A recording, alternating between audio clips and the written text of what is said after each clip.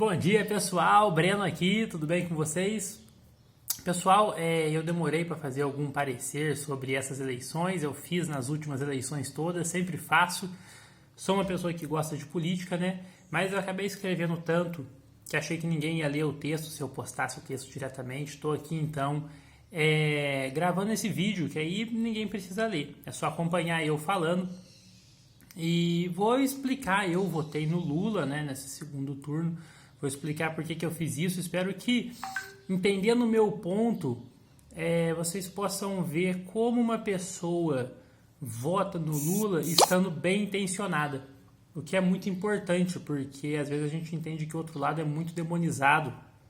E eu, graças a Deus, tive forças para, em 2018, desejar um bom governo para o Jair Bolsonaro, apesar de ser extremamente crítico dele nos últimos 4 anos. Nunca defendi que ele fosse tirado do poder de forma não democrática, porque ele foi eleito de maneira democrática. E aqui eu queria agradecer também a todo mundo que sujou as suas mãos, né? Essa votação foi um exercício de sujar as mãos, ninguém saiu limpo disso. A gente foi votar independente do candidato, e uma pessoa que tinha muitos crimes, e uma pessoa que tinha muito a dever, né? Então eu sujei as minhas mãos para um lado, sujaram as mãos para o outro lado, mas isso a gente participou da construção do país de uma maneira ou de outra. Eu acho que quem escolheu não sujar as mãos, ficar limpinho, fez a escolha errada. Porque a vida de adulto é a gente fazer escolhas difíceis, né? Não entre o bem e o mal, mas entre um bem e um bem maior, ou entre um mal e um mal menor. Então aqui eu vou explicar por que eu considero que o voto em Lula foi o mal menor. Separei em 11 tópicos e queria começar perguntando também se o roubo é o maior dos crimes que existem. E vamos lá. A primeira coisa é sobre democracia. Eu reconheço que ambos os candidatos apresentam perigos à democracia, mas por razões diferentes. O Lula tem a ardilosidade de corromper o sistema democrático de maneira silenciosa, corrompendo devagarzinho as instituições, comprando votos, de outras maneiras que são um sistema muito discreto, né, de corrupção da democracia e de enfraquecimento da nossa democracia. Enquanto o Bolsonaro tem uma forma muito direta de fazer isso. O Bolsonaro já falou que daria o golpe se tivesse força política para isso. Ele apadrinhou 6 mil militares em cargos públicos. O Bolsonaro disse abertamente que pretende aumentar o número de ministros do STF, todas cartilhas idênticas ao que Hugo Chávez fez na Venezuela, ao que os demais ditadores fazem pelo mundo. Então, apesar de ambos serem perigos para a democracia, Bolsonaro é um perigo muito mais direto, que, se posto em prática, vai acontecer muito mais rápido. Enquanto o meio pelo qual Lula tenta corromper a democracia pode ser freado pelo Congresso, pode ser freado por juízes de primeira instância, e por isso é uma maneira que eu sujo as mãos e digo, é menos grave. Por isso, então, eu não voto no Bolsonaro. Nesse quesito, sim, eu prefiro o voto em Lula. Na questão da ideologia, estou acompanhando aqui no texto, pessoal, é muito comum falar que o Lula é comunista, o que é totalmente falso. Se ele foi em algum momento, foi há muito tempo, como a biografia dele mostra. Hoje o Lula é um sujeito totalmente vendido para o capitalismo, né, estrangeiro, para o capitalismo nacional. Ele nunca fez nada para passar reforma agrária, ele nunca atacou a propriedade privada, né? Então, assim, acho que, inclusive, quem é de esquerda, quem é comunista, odeia o Lula, acha que ele é um farsante. Não tem qualquer apego para a sua ideologia. O que o PT tem de esquerda seria defender que as minorias, né, como se dizem, e defender a estatização de empresas estratégicas. Mas é muito, muito pouco. Vocês podem ver, vários bilionários que defendem o Lula não fariam isso se ele fosse comunista, podem ter certeza, o fazem porque ele dá muito dinheiro. Os esquemas de corrupção que ele está envolvido foram esquemas de corrupção para beneficiar ricos, né? Então, é bom ter isso em mente quando chama ele de comunista, diferente de comunista de verdade, como Lenin, como Stalin. Já o Bolsonaro, ele se diz um liberal conservador, que é a ideologia dele, o que eu acho uma coisa ridícula. Não tem como ser liberal conservador. É conservador nos costumes, liberal na economia, porque sendo liberal na economia, a cultura vai ser liberal. É impossível você deixar o McDonald's entrar no seu país e não querer que isso mude a cultura alimentar do seu povo. É impossível você deixar que as pessoas façam filme, vendam produtos que têm uma visão X do cristianismo e impedir que isso mude e querer que isso não mude a sua visão purista do cristianismo. A economia liberal leva a uma cultura liberal, isso é uma coisa clara. Mas ambos, tanto o Bolsonaro quanto o Lula, são seres fisiológicos, não têm apego real a nada concreto. Então ambos são equivalentes nesse ponto, e o que eu tenho para dizer aqui é que não. Porque o que me incomoda no Bolsonaro é justamente a sua visão liberal das coisas, de querer privatizar serviços sem que o povo tenha condição de pagar por eles. O caminho correto para quem é um liberal e quer privatizar as coisas é primeiro dar condição para o povo. Primeiro faça com que o povo tenha salários o bastante para pagar por esses serviços privados e depois sim privatize. Da maneira como ele faz, eu acho absurdo. Terceiro ponto é a censura, pessoal, onde os dois também têm coisas muito, muito sérias. O Lula possui um plano de regulamentação da mídia que ninguém sabe bem o que é, né, que é muito sério e causa muito medo, mas o fato é que hoje o Brasil já tem um plano de regulamentação da mídia que é o Código Brasileiro de Telecomunicações de 1962. Esse código não está atualizado, ele é de 62, não previu o boom das redes sociais e ele precisa ser atualizado sim. A questão é que o Lula, muito ardiloso, muito obscuro sobre seus planos, ele não falou, né, como isso seria feito, abrindo margem para a imposição da censura, e eu reconheço isso. Mas o Bolsonaro, por sua vez, segundo deixa eu pegar aqui, o Congresso, não. Segundo o Fórum Nacional de Comunicações, entre 2019 e 2022, ele acumulou 100 casos graves de violação da liberdade de expressão.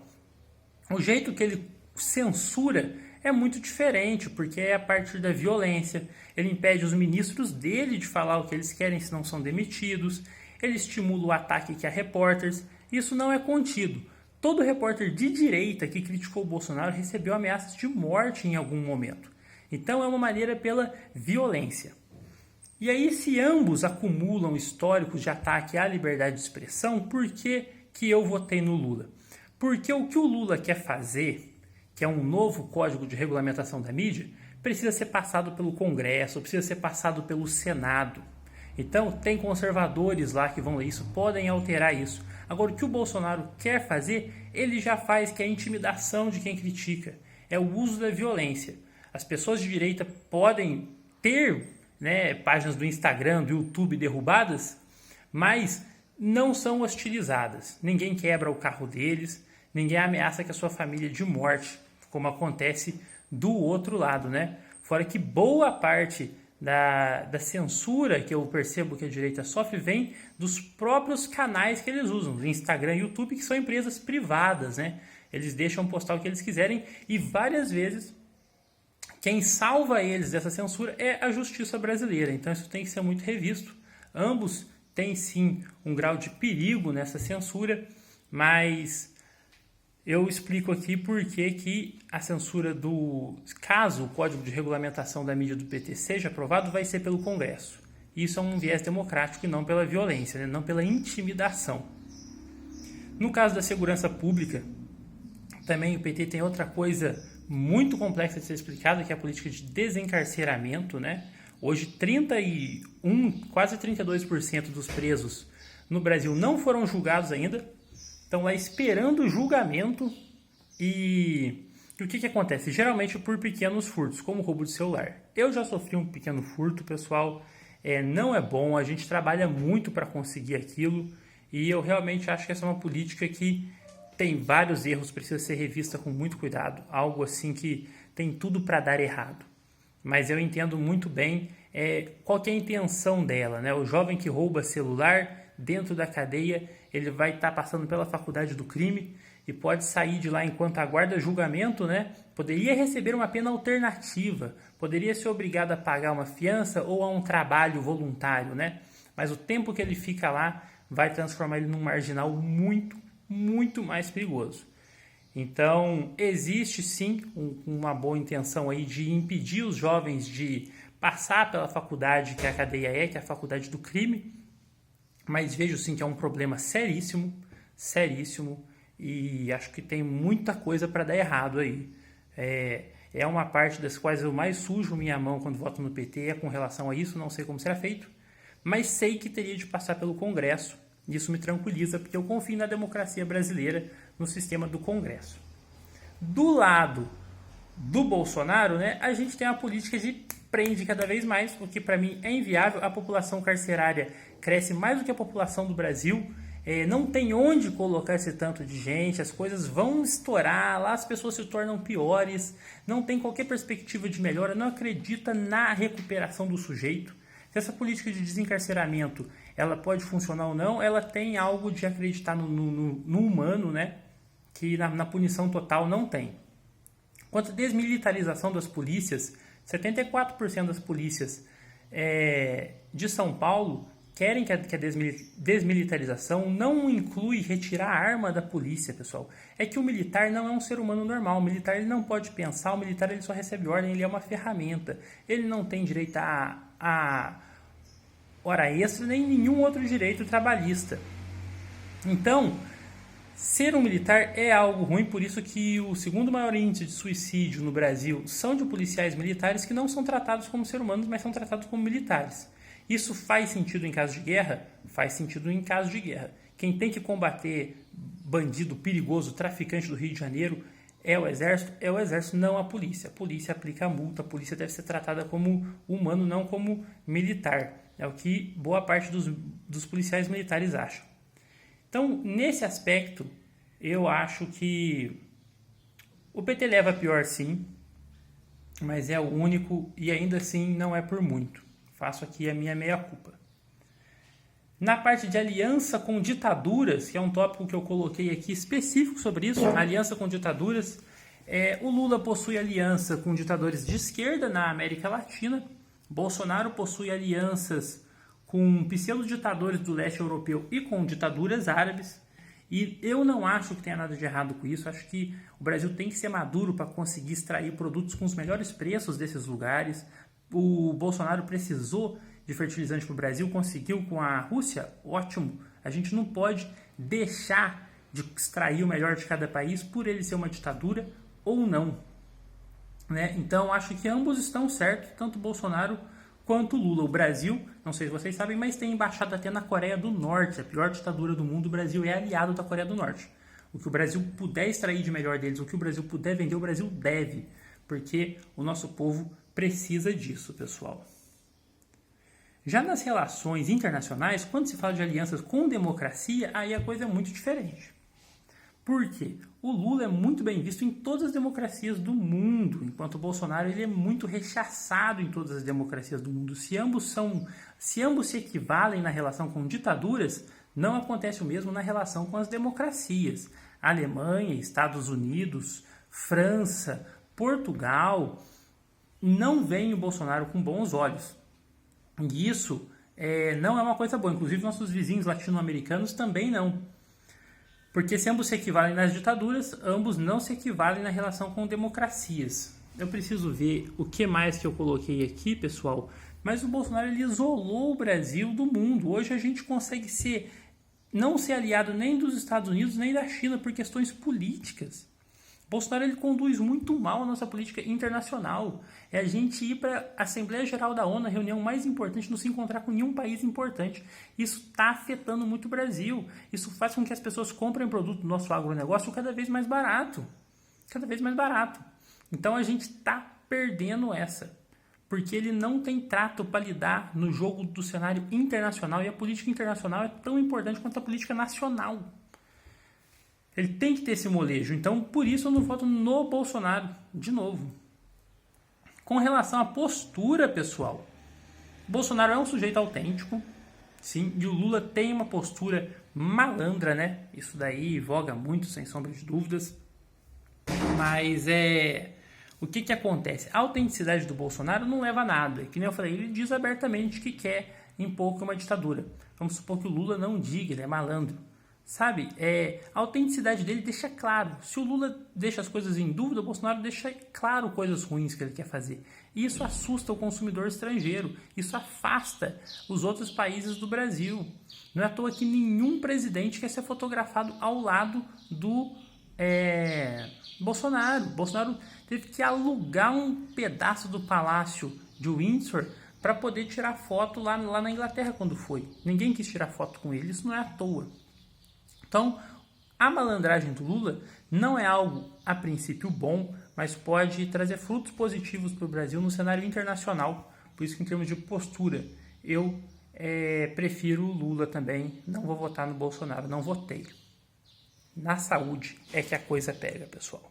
E aí eu vou ler aqui com vocês o que aconteceu. O Bolsonaro fez um governo catastrófico nessa questão de saúde, para tentar ajudar aqui a economia. E até isso a gente vai ver se realmente foi bom. Bolsonaro tentou privatizar as UPAs. No auge da pandemia, Bolsonaro adquiriu só 6,5 mil leitos de UTI, enquanto Lula, sem pandemia nenhuma, conseguiu adquirir 11 mil leitos. Ele atrasou a compra da vacina em 33 dias, por supostas dúvidas se a vacina funcionava ou não, mas não teve essas dúvidas quanto à hidroxicloroquina, que depois confirmou-se que não funcionava. É fato que só 3% de quem pega Covid morre, galera. Então, é óbvio, eu tomando hidroxicloroquina ou eu tomando cerveja, minha chance de morrer nunca foi muito alta. Não quer dizer que eu fui sarado pela hidroxicloroquina ou pela ivermectina. E ele se baseava nisso. Ele testou imunidade de rebanho em Manaus, deixando a cidade sem oxigênio. Colocou sigilo de 100 anos sobre o cartão de vacinação dele. Quando decretou estado de calamidade pública e teve o poder para fazer o que quisesse, ele não fez, relegou toda a responsabilidade aos prefeitos e governadores de estado, sem qualquer central única de atitude. Ele censurava seu próprio ministro da Saúde quando ele relatava dados reais sobre a situação da pandemia no Brasil. Trocou o ministro de Saúde 3 vezes e teve que colocar um militar lá porque nenhum médico conseguia concordar com o que ele fazia. Ele acusava seus ministros de terem protagonismo demais, um narcisismo absurdo, numa hora séria dessas. Além de não promover a vacina, ele não promoveu o uso de máscara e não promoveu o distanciamento social. Ele queria que fizesse o quê? Que além de o Brasil continuar trabalhando, não tivesse distanciamento nem máscara. Era ir de peito aberto para a morte. Mas o pior mesmo foi ele usar dados do Hospital Santa Maggiore, da Prevent Senior, que fazia idosos de cobaia humana para hidroxicloroquina, falsificava prontuários para demonstrar os números que o governo queria, recebendo dinheiro do esquema mais sujo de corrupção que eu já vi, na onde os idosos que se ministrava hidroxicloroquina e morriam, colocava que morreram de outra causa sem ser o Covid, para poder falsificar dados, fazendo idosos de cobaia humana nesse hospital. Para mim, eu sempre evitei muito chamar o Bolsonaro de nazista, mas quando eu lembro do caso da Prevent Senior, do Hospital Santa Maggiore, fica muito difícil não chamar. Fica muito difícil. Isso é muito sério. O Brasil teve a segunda maior contagem de mortos absolutos no mundo, perdendo só para os Estados Unidos, que fez tudo igual a gente também, galera. Então, óbvio que todas as mortes não são culpa do Bolsonaro. Mas dizer que essa catástrofe não é responsável por nenhuma morte é muito exagero, sabe? Acho que esse sistema aí é um absurdo. Não preciso nem falar com relação ao Lula aqui. A título de comparação, coloquei aqui que o Lula criou a farmácia popular, aumentou o orçamento da saúde em 302%, criou as UPAs, adquiriu 60% dos leitos de UTI que existe hoje, criou o SAMU e fortaleceu a produção de genérico no Brasil. Aqui eu não falo mais nada, galera. E aí a gente entra na parte de economia. Que, nossa senhora, Bolsonaro fez a economia crescer? Fez. A questão é o custo, que eu vou falar para vocês aqui agora. Incentivando as pessoas a não ficar em casa, galera, o PIB brasileiro caiu menos do que o restante do mundo. Mas como eu expliquei para vocês, 1% do PIB vale 100 mil vidas brasileiras? Vale 200 mil vidas brasileiras? Vale 300 mil vidas brasileiras? Não estou falando se vale 680 mil, que é o total de mortes. Estou falando assim, quantas mil vidas vocês acham que foi responsável por isso? Pelo menos 100 mil pessoas morreram para que o PIB crescesse 1%. Valeu a pena. Valeu mesmo. Então, assim, acho monstruoso E o mesmo vale em várias coisas. A Petrobras hoje lucra como nunca na vida. Nunca. Lucra demais. É um absurdo de lucro. Por quê?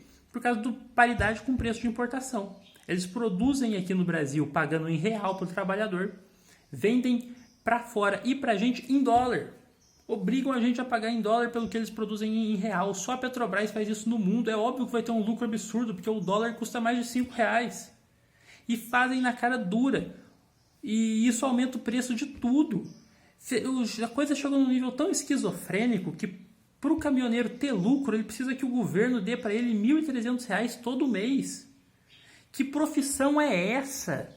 Que agora depende do auxílio de R$1.300 para funcionar. Sabe, isso não parece uma loucura, porque ele zerou o ICMS da gasolina e não do diesel. E essa zeração de ICMS, gente, vocês acham que esse dinheiro vai vir da onde? Para mim, assim, uma loucura, esquizofrênica. Esquizofrênica, igual quando ele zerou o imposto sobre o etanol importado dos Estados Unidos e não zerou o imposto do etanol produzido aqui. Sabe, é uma loucura.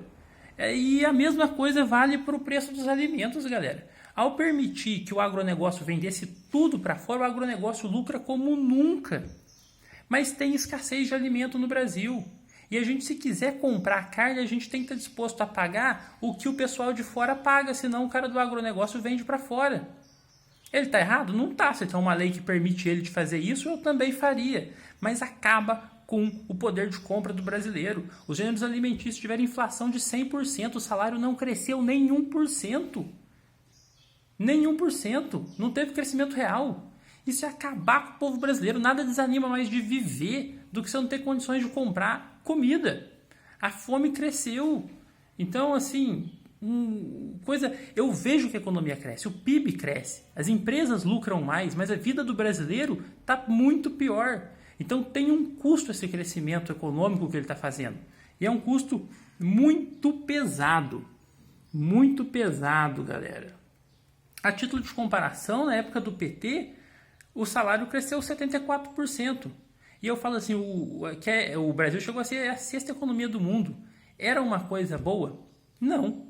O sistema econômico do PT se mostrou um problema, uma bomba relógio que explodiu. Mas o do Bolsonaro também é, e o do PT foi menos agressivo com o povo. Por isso eu não voto no Bolsonaro. E para finalizar, o tema corrupção. O Lula, galera, esteve envolvido no maior escândalo de corrupção da história do Brasil. Ele é possivelmente o maior corrupto da história do Brasil. Mensalão e Petrolão são os maiores corrupção do Brasil. Isso não tem o que ver. Mas o Bolsonaro esteve envolvido na farra do leite condensado, nas rachadinhas, no orçamento secreto. A família dele comprou 51 imóveis de luxo com dinheiro vivo. Ele já tem 4 processos para ser julgado. Só que não foi ainda porque ele tem foro privilegiado. O dia 1º acaba. Ele colocou sigilo de 100 anos nas coisas dele.